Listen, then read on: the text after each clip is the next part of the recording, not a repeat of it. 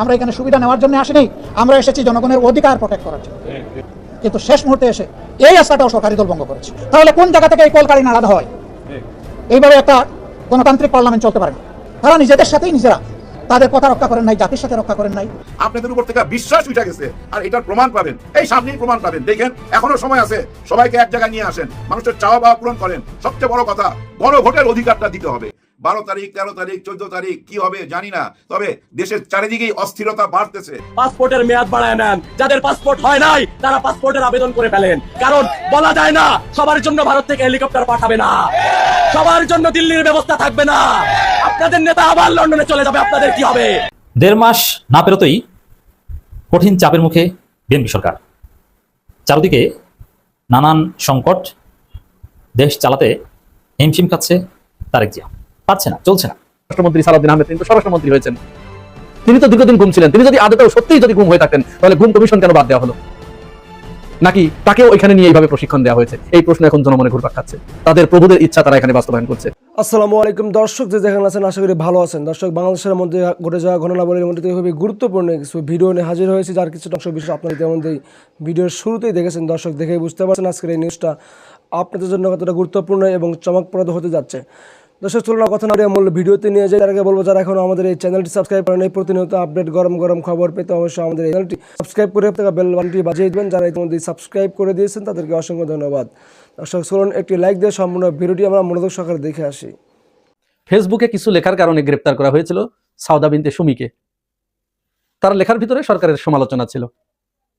তাকে গ্রেপ্তারের সময় যারা গ্রেপ্তার করেছিল তারা বলেছিল যে উপরের নির্দেশে গ্রেপ্তার করা হয়েছে। এই বিষয়টা নিয়ে ভিডিও করার ইচ্ছা আমার ছিল না, কিন্তু জেল থেকে মুক্ত হবার পরে সাউদা বিনতে সুমি সাগর ভাইয়ের ফেস দ্য পিপুলে গিয়ে একটি ভয়ঙ্কর তথ্য দিয়েছেন। এই তথ্যটি জানার পরে এই বিষয়ে দুই একটি কথা বলা দরকার এবং খুব দরকার বলে আমার কাছে মনে হলো, যার কারণে আপনাদের সামনে আসা। সাউদা বিনতে সুমি সেখানে বলছেন যে তাকে ধরে নিয়ে গিয়ে, যারা ধরে নিয়ে গেছে তারা তার সাথে খুব বেশি খারাপ আচরণ করে নাই, ভালো আচরণ করেছে। তাকে জায়নামাজ দিয়েছে, নামাজ পড়ার জন্য যা যা চেয়েছে দিয়েছে। বাট যখন তাকে জিজ্ঞাসাবাদ করেছে, এই জিজ্ঞাসাবাদের একটা পর্যায়ে তার কাছে কিছু তথ্য জানতে চাওয়া হয়েছে, তাকে কিছু বিষয়ে ভয় ভীতি দেখানো হয়েছে, যেটা ব্যারিস্টার আরমানের একটা স্বীকারোক্তির সাথে হুবহু মিলে যাচ্ছে। এটি অ্যালার্মিং বিষয়, ভয়ঙ্কর একটি ব্যাপার। এই বিষয়টি নিয়ে আমার মনে হয় আমাদের নাগরিকদের ভিতরে খুব বেশি আলোচনা হওয়া দরকার। যদি এই ব্যাপারে আমাদের নাগরিকরা খুব বেশি সচেতন না হয়, তাহলে আমার মনে হয় অদূর ভবিষ্যতে অনেক বড় ধরনের ক্ষতি হয়ে যেতে পারে। বিষয়টা হচ্ছে, তাকে জিজ্ঞাসা করা হচ্ছে যে আপনি ভারতের বিরুদ্ধে কেন লিখলেন। দেখেন, তাকে গ্রেপ্তার করা হয়েছে সরকারের সমালোচনা করার জন্য, কিন্তু তাকে জিজ্ঞাসা করা হচ্ছে আপনি ভারতের বিরুদ্ধে কেন লিখলেন। এই যে বারবার বলেন দিল্লি না ঢাকা, দিল্লি না ঢাকা আপনি লিখেছেন, এটা বলে কি হবে? ভারতের সাথে পারবেন? মানে আমাদের জাতিকে কিভাবে অবদমিত করার একটা চিন্তা আপনি চিন্তা করেছেন যে ভারতের সাথে কি পারবেন? 5 আগস্টের আগেও ঠিক একইভাবে এদেশের নাগরিকদের এই বয়ানটা সামনে আনা হতো যে ভারতের সাথে পারবেন, ভারত পেঁয়াজ না দিলে পারবেন, না খেয়ে মরতে হবে। কিন্তু আমরা মরি নাই। কাউকে ছাড়া যে কেউ মারা যায় না, এই জাতিকে এই জিনিসটা ভুলিয়ে দেওয়া হচ্ছে এবং তাকে এটি শেখানো হচ্ছে যে তুমি ওকে ছাড়া তুমি বাঁচতে পারবে না। আরমানও ঠিক একই কথা বলেছে। তাকে যখন 8 বছর কারাগারে বন্দী করে রাখা হয়েছিল আয়না ঘরে, সেখান থেকে বের হয়ে এসে তিনি একটি বই লিখেছেন। বইটি আপনারা সবাই পড়বেন। বইটা আমি শুরু থেকে শেষ পর্যন্ত এক বসায় পড়েছি এবং সারা পথ কাঁদতে কাঁদতে চোখের পানি ধরে রাখতে পারিনি, হু হু করে কেঁদেছি। বিশেষ করে শেষের দিকে যখন তার মুক্তির যে অধ্যায়টা, এই অধ্যায়ে এসে আমার মানে হু হু করে কান্নাকাটি করেছি। এতক্ষণে আমার পরিবার বুঝতে পারেনি, যখন মানে হু হু করে কাঁদছি তখন আমার পরিবার বুঝতে পেরেছে। সেন্ট্রি অর্থাৎ কারারক্ষীরা যখন তার সাথে কথা বলতে আসতো, তখন তারা বলতো যে ভাই, আমরা কখনো চাই না আপনাকে, আপনার মতো মানুষকে এইভাবে বন্দী করে রাখা হোক। এই যে আপনার সাথে আমরা খারাপ ব্যবহার দেখেন শুরু থেকে করা হয়েছে, এটা আমাদের শেখানো হয়। এবং আমাদেরকে এইখানে যারা ডিউটি করে এরা কিন্তু সাধারণ মানের কেউ না।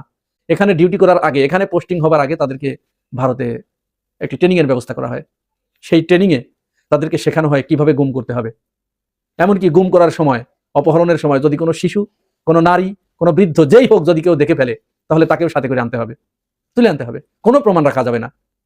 এবং গুম করার পরে যখন তাকে মেরে ফেলানো হবে, প্রথমেই তার একটা ওজন নেওয়া হয়, শরীরের ওজন নেওয়া হয়।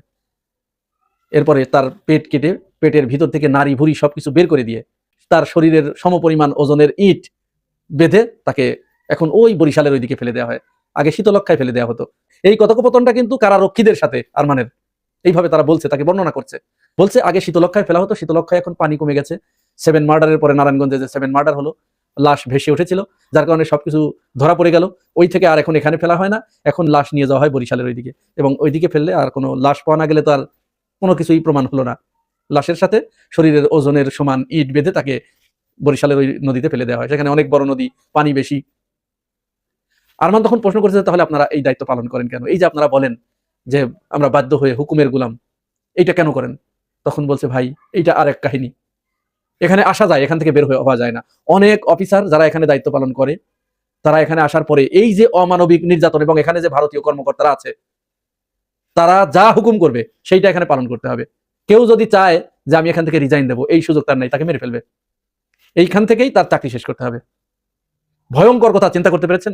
এটা আরো প্রমাণ পাওয়া যায়। আরমান আরেকটা পর্যায়ে গিয়ে বলছে যে আমি যখন নামাজের জন্য তাদের কাছে জায়নামাজ চাইলাম, কোরআন শরীফ চাইলাম, তখন তাদের চেহারা রুদ্রমূর্তি আকার ধারণ করলো।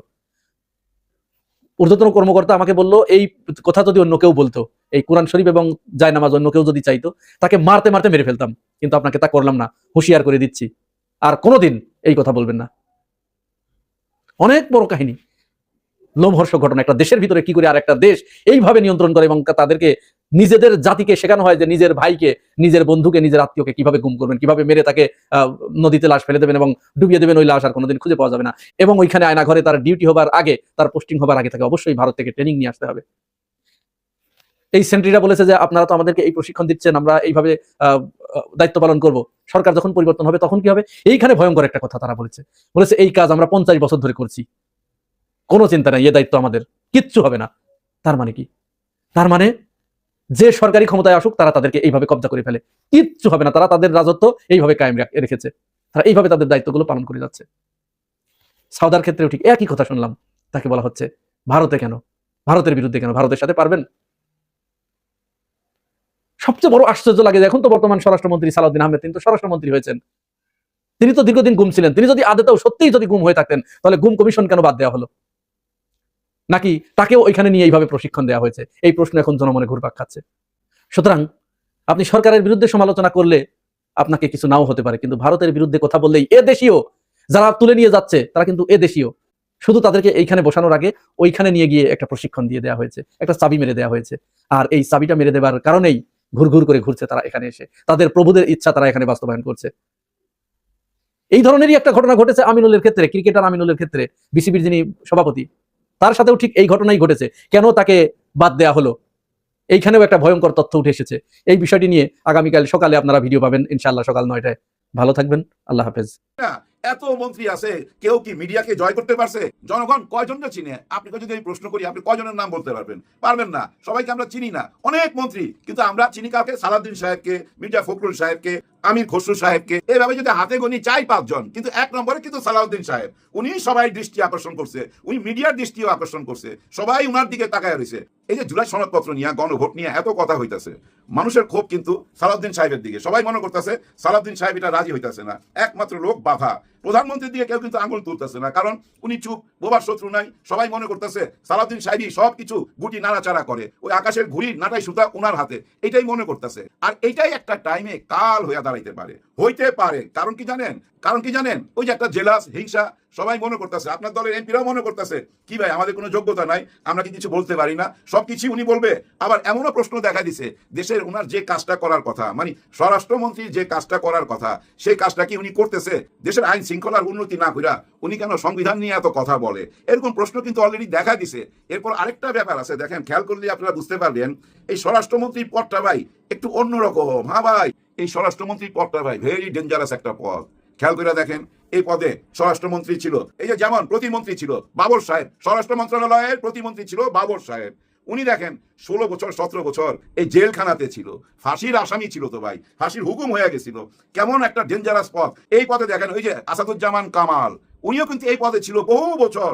আজকে দেখেন উনি কোথায়? ভারতে। হ্যাঁ ভাই, উনি ভারতে আন্তর্জাতিক অপরাধ বিচার ট্রাইব্যুনালের আসামি, কিন্তু ওনারও কিন্তু রায় হয়ে গেছে, ঝুলানের রায় হয়ে গেছে ওনারও। দেখেন এই পদটা কত ডেঞ্জারাস। এই পদে যেই আসবে সাবধানে থাকতে হবে ভাই, ভুল করা যাবে না।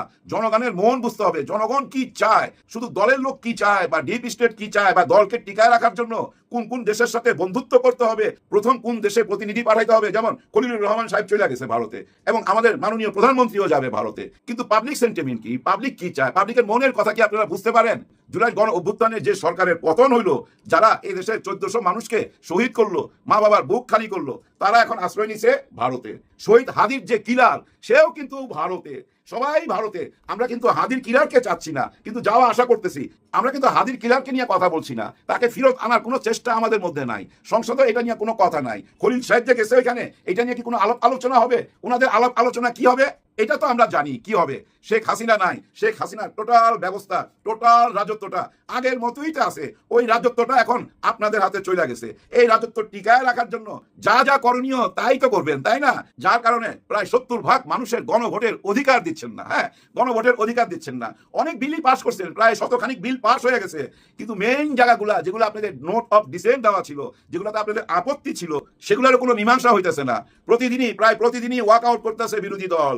একবার বাইরে চলে যেতেছে, আবার ভিতরে ঢুকতেছে। এই যাওয়া আসার মধ্যে আছে ওনাদের মধ্যে একটা হতাশা দেখা দিছে, কিন্তু এই হতাশা কিন্তু ক্ষোভের রূপ নিতেছে, ডে বাই ডে ক্ষোভের রূপ নিতেছে। আর এই ক্ষোভ কিন্তু ভাই রাস্তায় চলে আসতেছে। 12 তারিখ, 13 তারিখ, 14 তারিখ কি হবে জানি না, তবে দেশের চারিদিকেই অস্থিরতা বাড়তেছে। যাই হোক, এই অস্থিরতা বাড়তে থাকুক। আমি ভিডিওটা শেষ করার আগে চলে আসবো বীর মুক্তিযোদ্ধা ফজলুর রহমান সাহেব, উনার কাছে আসবো। উনি কিন্তু ভাই এই নির্বাচনে জিতার আগে বহু কান্নাকাটি করছে, স্বাধীনতা যুদ্ধ নিয়ে, মুক্তিযোদ্ধাদের নিয়ে বহু রকম কান্নাকাটি করছে। বিভিন্ন চ্যানেল আইসা কেন আওয়ামী লীগকে, স্বাধীনতার একমাত্র দল আওয়ামী লীগকে নিষিদ্ধ করা হবে, তাদের কার্যকলাপ চলবে না, ওইটা উনি মাইনাই নিতে পারতো না। প্রতিবাদী কণ্ঠ, নির্বাচনের আগে কাইন্দা উনি মানুষের কাছে ভোট চাইছে যে আমি একমাত্র লোক, স্বাধীনতার পক্ষের লোক। কিন্তু স্বাধীনতার পক্ষের দল আওয়ামী লীগকে যখন সংসদে নিষিদ্ধ করে দেওয়ার প্রস্তাব দিল, উনিও কিন্তু হাত তুইলা ভোট দিল। হ্যাঁ ভাই, বীর মুক্তিযোদ্ধা ফজলুর রহমান সাহেব, আপনি তো হাত তুললেন। হ্যাঁ, দেখেন রাজনীতি কেমন রাজনীতি। ওই মানুষটা কিন্তু বুক ছিঁড়ে যাইতেছে আওয়ামী লীগকে নিষিদ্ধ করতে, কিন্তু তারপরও করতে হইতাছে চেয়ার বাঁচানোর জন্য, গদি বাঁচাবার জন্য। আপোষ করতে হয়। মঞ্চে অনেক বড় বড় কথা বলা যায়, নেতাই তো সবচেয়ে বড় অভিনেতা। অনেক বড় বড় কথা বলছেন ফজলুর রহমান সাহেব আপনি, অথচ আপনি নিজের হাতে নিষিদ্ধ করে দিলেন আওয়ামী লীগকে। কারণ ওই যে চেয়ার বাঁচাইতে হবে, গদি বাঁচাইতে হবে, রাজনীতিতে টিকা থাকতে হইবে। সকালে এক কথা, দুপুরে এক কথা, রাত্রে এক কথা। কিন্তু এই জেনারেশন এগুলা নেয় না, তো মাথায় নিতে চায় না। আপনাদের উপর থেকে বিশ্বাস উঠে গেছে, আর এটার প্রমাণ পাবেন এই সামনেই প্রমাণ পাবেন। দেখেন এখনো সময় আছে, সবাইকে এক জায়গায় নিয়ে আসেন, মানুষের চাওয়া পাওয়া পূরণ করেন। সবচেয়ে বড় কথা, গণভোটের অধিকারটা দিতে হবে। এই গণভোটের যদি অধিকার দেওয়া হয় ভাই, পুরা সংস্কার অটোমেটিক হয়ে যাবে। কারো কোনো কিছু করতে হবে না, সংসদে বৈশাখ সময় নষ্ট করার সময় নাই, অটোমেটিক হয়ে যাবে যদি গণভোটের অধিকারটা ফেরত পাই আমরা। আর বেশি কিছু বলার দরকার নাই। সবার জন্য সবাই দোয়া করবেন। আল্লাহ হাফেজ। আসসালামু আলাইকুম। Professor doctor Mohammad Yunus sir July সনদে যে 133টা অধ্যাদেশ জারি করেছিল, সেগুলো যদি আজকের মধ্যে সংসদে উঠানো না হয়, পাশ করা না হয়, বা রহিত করা না হয়, বা স্থগিত করা না হয়, তাহলে এই বিলগুলো অটোমেটিক স্থগিত হয়ে যাবে, বাতিল হয়ে যাবে। 30 দিনের মধ্যে কথা ছিল, আজকে 30 দিনের শেষ দিন।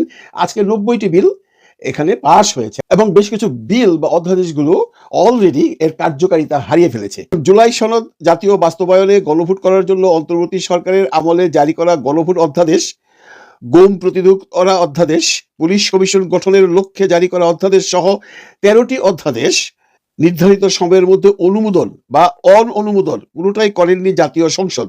ফলে এই অধ্যাদেশগুলো কার্যকারিতা হারিয়েছে।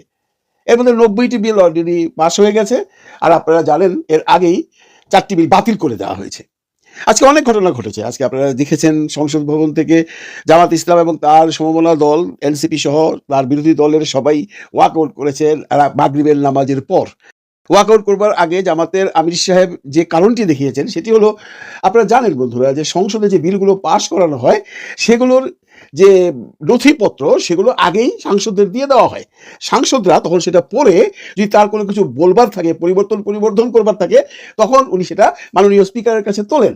কিন্তু আমরা এইবার একটা মজার জিনিস দেখলাম, যেটা আমি আগে কখনো দেখিনি। আগে যত সংসদে দেখেছি বিলগুলো একদিন আগে অথবা 4-5 ঘন্টা আগে সাংসদদের হাতে দেওয়া হয়, কিন্তু এইবার প্রতিটি বিল দেখা গেছে, প্রতিটি বিল সংসদে উঠবার হাফ এন আওয়ার আগে বা 15 মিনিট আগে বা 10 মিনিট আগে একজন দপ্তরির মতো লোক এসে দিয়ে যায়। হ্যাঁ, এখন এগুলো কখন পড়বে, কখন এটা নিয়ে আলোচনা করবে, এগুলো দিয়ে যাবার সাথে সাথেই 10-15 মিনিট, আধা ঘন্টা পর সংসদে সে বিল উত্থাপন করা হয়। মাননীয় স্পিকার সেটা শোনেন, শোনার পর জিজ্ঞাসা করেন কারো কোনো কিছু বলবার আছে কিনা বা আপত্তি করবার আছে কিনা। এখন জামাতের আমির সাহেব বলতে চাচ্ছেন, আপনারা যে আমাদের কিরকম 15-20 মিনিট আগে এই কাগজগুলো দিচ্ছেন, এই নথিপত্রগুলো দিচ্ছেন, এত মোটা 10 পাতা 15 পাতার বিল, আমরা কখন পড়বো? আমাদের পড়বার সময় দিতে হবে, এটা পরে উত্থাপন করতে হবে। কিন্তু তখন অলরেডি সালাউদ্দিন সাহেব উঠে বলবেন, এই সংবিধানের এত নম্বর ধারা অনুযায়ী বিল সংসদে উঠে যাবার পর আর কোনো কথা বলবার সুযোগ থাকে না। এরকম ঘটনা বেশ কয়েকটা ঘটেছে, কয়েকদিন যাবত ঘটছে, আজকে একটু বেশি ঘটেছে। মানে এটা যেন কোন ধরনের একটা নতুন ধরনের রাজনীতি দেখলাম, যে বিলগুলো দেওয়া হয় 15-20 মিনিট আগে, এর মধ্যে তো পরে কারো দ্বারা সম্ভব না। এই কথাটাই জামাতের আমির বলে সংসদ থেকে ওয়ার্কআউট করেছে যে আমাদের কোনো কথাই রাখা হচ্ছে না। এবং আপনারা এটাও দেখেছেন যে মাননীয় মন্ত্রী মহোদয়রা যখন কোনো বিল নিয়ে বা কোনো ব্যাপারে কথা বলেন, তাদের কোনো সময়ের লিমিটেশনস থাকে না, কিন্তু বিরোধী দলের যেই কথা বলেন 2 মিনিট, 4 মিনিট, বড়জোর 10 মিনিট, এটা নিয়েও জামাতের আমিরের একটা অবজেকশন ছিল। বিভিন্ন কারণে তারা মাগরিবের পর বয়কট করেছে। ওনারা বয়কট করে কি কথা বলেছে সেটা পরে আসছে, কিন্তু এর মধ্যে একটা মজার ঘটনা ঘটে গেছে। সেটা হলো হাসনাত আব্দুল্লাহকে আমাদের মাননীয় স্পিকার একটু অন্য ধরনের একটা কথা বলেছেন। কি কথা বলেছেন সেটা আজকে ভাইরাল বাংলাদেশে, সবাই জানেন। কথাটা ছিল, লোক mister Abdullah, this is not Shahbag square, this is parliament. কেন বলেছিল আপনারা হয়তো ওখানে গিয়ে দেখেছেন, আপনারা যারা দেখেননি তাদের জন্য এই ভিডিওটা। এত অসহিষ্ণু হলে চলবে না mister Abdullah, this is not Shahbag square, this is parliament. এত অসহিষ্ণু হলে চলবে না mister Abdullah, this is not Shahbag square, this is parliament. এই কথাটা আজকে ভাইরাল। আপনারা যদি এই ভিডিওটার নিচে আপনারা যদি গিয়ে দেখেন কমেন্ট সেকশনে, সেখানে বিভিন্ন ধরনের কমেন্ট এসছে। যারা আব্দুল্লাহকে পছন্দ করেন না তারা বলছেন যে হ্যাঁ হবেই তো, স্ত্রীর ছেলে কি আর ওই পার্লামেন্টে গিয়ে কথা বলতে পারবে? ওটা কি ওর জায়গা তো শাহবাগী। এমন নেগেটিভ কথাও আছে এবং অনেক নেগেটিভ কথা আছে, যেটা শুনলে যারা জুলাইকে ধারণ করেন তাদের খুব একটা ভালো লাগবে না। তবে মাননীয় স্পিকার সম্পর্কেও অনেকেই অনেক ধরনের মন্তব্য করেছেন, শোভন অশুভন। যেমন আমি কয়েকটা পড়ছি। আরিফুর রহমান আরিফ লিখেছেন, শাহবাগ হলো প্রাথমিক প্রতিবাদের জায়গা এবং সংসদ হলো চূড়ান্ত প্রতিবাদের জায়গা। সেলিনা আহমেদ ঝুমি লিখেছেন, অন্যায়ের বিপক্ষে কথা বলতে শাহবাগ লাগবে।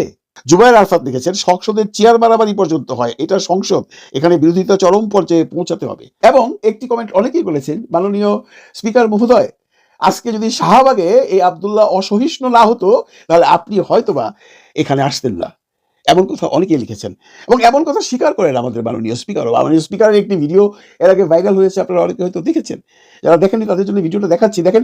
সেখানে স্পিকার মহোদয় এই আব্দুল্লাহদের, মানে এই যে জুলাই যোদ্ধাদের সম্পর্কে কি ধরনের কথা বলেছিলেন। যদি আরো 10 বছরের সংগ্রাম করতাম এই স্বৈরাচারী সরকারকে, যারা সেনাবাহিনীর অস্ত্র নিয়ে, মারণাস্ত্র নিয়ে নিরস্ত্র মানুষের উপর ঝাঁপিয়ে পড়ে, এদের তো সরানো সম্ভব ছিল না। পাখির নামে যার নাম ছিল সেই সাধারণ সম্পাদক। আমি ধন্যবাদ জানাতে চাই এই লড়াকু ছাত্র সমাজকে, বৈষম্য বিরোধী ছাত্র সমাজ। তারা ইতিহাস সৃষ্টি করেছে, বিশ্বের বুকে বিপ্লবের এক নতুন নিদর্শন সৃষ্টি করেছে। এদের কারণেই আজকে অনেকে এদের ত্যাগের বিনিময়ে গাড়িতে পতাকা লাগাতে পেরেছেন। আমি আহ্বান জানাবো এই সরকার আরো ছাত্রদেরকে নেওয়া হোক। বৈষম্য বিরোধী ছাত্র আন্দোলনে যারা জীবন বিপন্ন করে ত্যাগ তিতিক্ষার বিনিময়ে এই সরকারের পতন ঘটিয়েছে, তাদেরকে নিয়ে গঠিত হোক সরকার। বুদ্ধিজীবীরা বেশি দরকার নেই। আমাদের দেশে ভালো বুদ্ধিজীবী আছে, আরেক শ্রেণীর বুদ্ধিজীবী আছে, তারা সকল সংকটের সময় মুখ বন্ধ করে ঘরে বসে থাকেন, কিন্তু বিজয় অর্জনের পর ক্যামেরার সামনে সবার আগে এসে উপস্থিত হন। এরা দেশের কোনো সংকটে এদেরকে পায় নাই। 1971 মুক্তিযুদ্ধে অল্প কয়েকজন ছিলেন। এই ভিডিওটা বেসিক্যালি বেশ কিছুদিন আগের, মানে ইন্টারিম গভর্নমেন্টের সময় আমাদের যে বর্তমান স্পিকার মহোদয় আছেন, উনি অপকটে স্বীকার করেছেন যে এই ছাত্ররা যদি তখন আন্দোলন না করতো তাহলে আরো 10 বছরেও এই সরকারের পতন হতো না। এখন দেখুন ভাগ্যের কি নির্মম পরিহাস। স্পিকার মহোদয় তখন স্পিকার মহোদয় ছিলেন, এখন স্পিকার মহোদয় হয়ে উনি এখন এই আব্দুল্লাহকে বলছেন এত অসহিষ্ণু হয়েন না, যার জন্য অনেকে কমেন্ট করেছেন যে ওনারা যদি অসহিষ্ণু না হতো তাহলে আপনিও আজকে স্পিকার হতে পারতেন না। তবে এটা সত্যি যে একটা সুন্দর ডেকোরাম থাকতে হয়, কিন্তু সংসদ মানে যে সুন্দর ডেকোরাম এটাও কিন্তু সত্য নয়। কারণ আমরা পৃথিবীর বহু দেশের সংসদে দেখেছি চেয়ার মেরেছে, এবং এমনও সংসদ দেখেছি যে স্পিকার মহোদয় চেয়ার ছেড়ে পালিয়ে গেছেন, এমনও দেখেছি যে বিরোধী দলের কাউকে বা সরকারি দলের কাউকে মেরে মাথা ফাটিয়ে দিয়েছেন, এমপি মিনিস্টাররা সব দৌড়াচ্ছেন। এমন ঘটনাও তো পৃথিবীর অনেক সংসদেই ঘটে। সেখানে আব্দুল্লাহ অসহিষ্ণু হয়েছে। আব্দুল্লাহ ইয়াং একটি ছেলে, তার কথাবার্তার মধ্যে হয়তোবা একটু উগ্রতা ছিল, যার জন্য মাননীয় স্পিকার এই কথাটি বলেছেন। কিন্তু এই কথাটি বলে আজকে উনি যেভাবে ভাইরাল হয়েছেন, উনি খুব একটা প্রশংসা পাচ্ছেন না। কারণ যারা অতীতকে ভুলে যাবে তারাই বলবে আব্দুল্লাহ ভুল করেছে, কিন্তু যারা অতীতকে মনে রাখবে তারা কিন্তু কেউ বলছেন না যে আব্দুল্লাহকে এইভাবে বলাটা ঠিক হয়েছে কি না। এনিওয়ে, এখন মোট কথা হলো গণভোট বাতিল হয়ে গেছে, এটা বাতিল, এটা নিয়ে আর কোনো আলোচনা নেই। এখন এই গণভোট বাতিল হওয়াতে বা সংসদে জুলাই সনদের 133টা অধ্যাদেশের মধ্যে অনেকগুলো অধ্যাদেশ বাতিল হওয়াতে জামাতে ইসলাম বা বিরোধী দলের কি ভূমিকা থাকবে সেটা এখন মোটামুটি স্পষ্ট হয়ে গেছে। যে আমাদের আমির মহোদয় আজকে অলরেডি বলে দিয়েছেন তারা আজকের দিনের মতো, মানে গতকালকের দিনের মতো আর সংসদে যাবেন না, বাকি বিলগুলো ওনারাই পাশ করিয়ে দেবেন। কিন্তু সংসদ তারা একেবারে বর্জন করেছেন, এমন কোনো কথা বলেন না। কালকের দিনের জন্য, মানে গতকালকে যে সংসদটা ছিল সেটা ওনারা বর্জন করেছেন, আজকে হয়তো আবার যাবেন। এই যে গণভোট বাতিল হয়ে গেল, এখন এটা নিয়ে কি হবে বাংলাদেশের জনগণের মধ্যে? এখন সবার মধ্যে একটা আলোচনা হচ্ছে, তাহলে গণভোটটা করলাম কেন, গণভোটটা হলো কেন? গণভোটটা হওয়াতে শোনা কথা 1,500 কোটি টাকা খরচ হয়েছে। এই 1,500 কোটি জায়গায় খরচ হয়েছে, সেটা ইউনূস স্যার করেছেন। সব দলই তো রাজি ছিল গণভোট করতে, সালাউদ্দিন সাহেবরা রাজি ছিলেন, তখন তো তারেক রহমান সাহেব আসেননি, সালাউদ্দিন সাহেব লিড করতেন বিএনপিকে, ওনারাও তো রাজি হয়েছিলেন, ওনাদের কথাই তো একই দিনে গণভোট হয়েছে। সেই গণভোটটাকে আজকে এমন করে বাতিল করে দেওয়া হলো, শেষ পর্যন্ত এটা নিয়ে কি হবে বলা যাচ্ছে না। তবে যেটা শোনা যাচ্ছে, বিরোধী দল এই গণভোট আদায় করবার জন্য এবং যে সমস্ত বিলগুলো রহিত করা হয়েছে বা স্থগিত করা হয়েছে, এই বিলগুলোকে নতুন করে উত্থাপন করে আবার এটাকে একটা কিছু করা যায় কিনা তা নিয়ে হয়তো বা আন্দোলনের নামবে বিরোধী দল। তো সংসদ অধিবেশন থেকে ওয়াক আউট করার পর মাননীয় বিরোধী দলীয় নেতা ডক্টর শফিকুর রহমান এবং নাহিদ ইসলাম একটি সংবাদ সম্মেলন করেছে। সেই সংবাদ সম্মেলনে কি বলেছিল, সেই সংবাদ সম্মেলনে সেটা একটু দেখুন। ডক্টর শফিকুর রহমান বলেন, আমরা দেশবাসীকে কথা দিচ্ছি, জনগণের অধিকারের পক্ষে লড়াই করতে গিয়ে আমরা চুল পরিমাণ কোনো ছাড় দেব না, আমাদের অবস্থা লক্ষণ্য থাকবে, আমাদের এই লড়াই জনগণের অধিকার আদায়ের লড়াই। তিনি বলেন, জনগণের গণরায়, গণভোটের রায় বাস্তবায়ন হলেই আমরা মনে করি সব সমাধানের রাস্তা খুলে যাবে। সংসদে আমরা এই সুবিচার পাইনি, ইনশাআল্লাহ জনগণের কাছে সুবিচার পাবো। আমরা জনগণকে নিয়েই সেই দাবি আদায় করে ছাড়বো। গণভোটের গণরায় 70% মানুষের রায়কে অগ্রাহ্য করার মানে হচ্ছে গণতন্ত্রকে, জনগণকে অপমান করা। এই কথাটি কিন্তু বাংলাদেশের সুশীল সমাজও বলে যাচ্ছেন। গণভোট নিয়ে যদি এই প্রহসন করাই ইচ্ছা থাকতো বিএনপির, তাহলে কেন তারা তখন গণভোটে রাজি হলেন? বিএনপির এই মস্করাটা না করলেও পারত। 1.5 মাস না পেরোতেই কঠিন চাপের মুখে বিএনপি সরকার। চারদিকে নানান সংকট, দেশ চালাতে হিমশিম খাচ্ছে তারেক জিয়া, পারছে না, চলছে না। দর্শক, আমি এই এপিসোডে দেখাবো যে এমন এমন সংকটের মধ্যে পড়েছে বিএনপি। বলছে আসলে আমাদের কপাল খারাপ, এটা মির্জা ফখরুল স্বীকার করেছেন, আমাদের ব্যাড লাক, আমরা ক্ষমতা আসলেই ওই যে এখন মানে বিএনপি তারেক জিয়া এরা যদি পারে, ওই যে সাইদ খোকনের একটা ভিডিও মনে আছে, ঢাকা দক্ষিণের সাবেক মেয়র আওয়ামী লীগের নেতা সাইদ খোকন বলেছিলেন, খুব আক্ষেপ করে বারবার, কেন আমার সাথে, কেন শুধু আমার সাথে, আমার বিরুদ্ধে কেন, আমের কেন কেন কেন, ওই যে মনে আছে না, মানে খুব আক্ষেপ।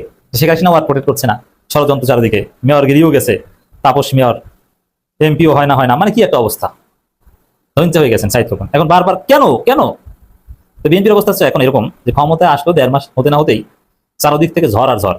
এখন বলছে বিএনপির লোকজন, কেন শুধু বিএনপির সাথে এমন হয়, বিএনপি ক্ষমতা আসলেই কেন যুদ্ধ বাঁধে, বিএনপি ক্ষমতা আসলেই কেন মহামারী আসে, কেন কেন কেন, এরকম আক্ষেপ করছে মনে মনে। দেখেন, কিন্তু মিডিয়ায় আসে না, তো অবস্থা কিন্তু খুব খারাপ। এই বিএনপিকে ল্যাং মেরে ফেলে দেওয়া কোনো ব্যাপার না। এই জন্য বলছি যে জামাত এদের সাথে যদি বিএনপি আপোষ না করে, জুলাই সনদ সহ বিষয় সমাধান করে যদি জাতীয় সরকার গঠন না করে, বিএনপিকে জামাত সহ আর অনেকে ল্যাং মেরে ফেলে দিবে। কারণ তারা এমন বেকায়দায় পড়েছে ন্যাচারালি, এবং নিজেদের ভুল তো আছেই, এটা তাদের জন্য গলার কাটা। নিজেদের ভুল বেশি আর ন্যাচারাল বিপদও প্রচুর। ভূমিকম্প যদি হয়, ঘূর্ণিঝড় যদি হয়, ভাই এটা তো কারো কিছু করা নাই, ঘূর্ণিঝড় তো কারো হাতে না, ভূমিকম্প তো কারো হাতে না, যদিও ওভারঅল সবকিছুই মানুষের কামাই, জলস্থলে সমস্ত বিপদ, বাট ইনস্ট্যান্ট তো এটা জনগণের হাতে না। আর জনগণের কামাই ছাড়াও তো প্রাকৃতিক দুর্যোগ আছে।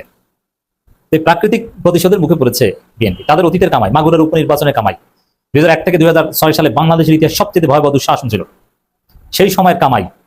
এই কামাইয়ের কারণে বিএনপির উপর বারবার বিপদ পড়ে, এবং বিএনপির যে বেইমানি, জনগণকে গণভোট মানার, জুলাই সনদ বাস্তবায়ন করার প্রতিশ্রুতি দিয়ে গণভোটে হায়ের পক্ষে প্রচারণা চালিয়ে এসে বলছে যে কোন বালের গণভোট, 70% 100% মানুষ গণভোটে হা দিলে অতিরিক্ত আসা যায় না। গণভোট আবার কি, গণভোট অধ্যাদেশ বাতিল।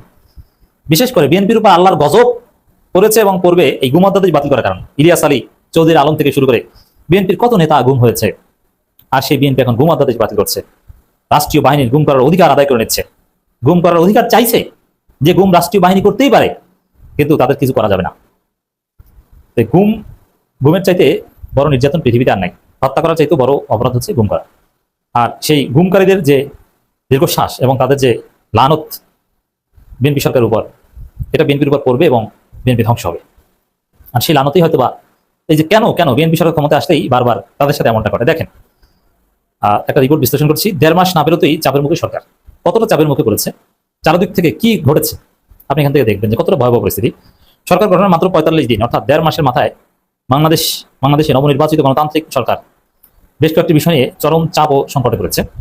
অর্থনৈতিক চাপ, ডলার ও আমদানি সংকট, পণ্যের চড়া দাম, জ্বালানি সংকট, বিদ্যুৎ ও গ্যাসের অভাবে শিল্প উৎপাদন ব্যাহত, জনস্বাস্থ্য ও সামাজিক চাপ, বিশেষ করে হামের প্রাদুর্ভাব, মানে এটা একটা মহামারীর মতো ছড়িয়ে পড়েছে, চিকিৎসা ব্যবস্থার সীমাবদ্ধতা, গুজব ও আস্থার সংকট, রাজনৈতিক ও প্রশাসনিক চাপ, বিরোধী দলের আন্দোলন, প্রশাসনিক স্থবিরতা এই সরকারকে গভীর চাপে ফেলেছে। তো এই যে আমি যেগুলো বললাম, এ থেকে আপনি বলেন যে দেশে ভালো কি আছে, সব জায়গায় তো সমস্যা। প্রশাসনিক স্থবিরতা, মানে প্রশাসনে প্রচুর আওয়ামী লীগ এবং জামাত, এটা বিএনপি বলছে, আর প্রশাসনে যারা বিএনপি এরা সব নব্য বিএনপি, এরা সবাই সুপা, এরা সবাই আওয়ামী লীগ ছিল। আর অরিজিনাল বিএনপি যারা প্রশাসনে এরা আছে, এরা কোণঠাসা। এই যে প্রশাসনিক স্থবিরতা, এই প্রশাসনে সিভিল অ্যাডমিন, সিভিল মিলিটারি ব্রোকেজ যেখানে যান তার 99% আওয়ামী লীগের ট্রেনিং প্রাপ্ত। তো এটা নিয়ে বেকায়দা আছে, স্থবিরতা। অনেক জায়গায় নাকি মন্ত্রী কথা, হাইকমান্ডের কথা শুনে না। তো দর্শক, বিরোধী দলের আন্দোলন, জামাত রাজপথে নেমে গেছে, আপনি দেখেছেন জুলাই সনদ সহ নানান বিষয়ে। আবার জামাত বিরোধী দল এই যে দ্রব্যমূল্যের ঊর্ধ্বগতি, গ্যাসের দাম বাড়াচ্ছেন, জ্বালানি তেলের দাম বাড়ানোর ঘোষণা দিয়েছেন। এগুলোর বিরুদ্ধে তো জামাতকে মাঠে নামতেই হবে। তো জামাত মাঠে নামতে বাধ্য। আর জামাতকে যদি সাথে নিয়ে জাতীয় সরকার করতো বিএনপি, এবং সবাই মিলে যদি সংকট মোকাবিলা করতে চাইতো, এবং সে উদ্ভট হাবিজাবি কাজ যদি বিএনপি না করতো, গণভোট, জুলাই সনদ অস্বীকার, এগুলো যদি বিএনপি না করতো, তাহলে কিন্তু এই পরিস্থিতি হতো না। তো দর্শক শ্রোতা, আশা করি সম্পূর্ণ ভিডিওটি মনোযোগ সহকারে দেখলেন এবং সবগুলো ভিডিওর বিস্তারিত আলোচনা মনোযোগ সহকারে শুনলেন। তো দর্শক, এই ভিডিওটি দেখে কি জানলেন, আপনার গুরুত্বপূর্ণ মতামতটা আমাদের কমেন্ট বক্সে অবশ্যই জানিয়ে যাবেন।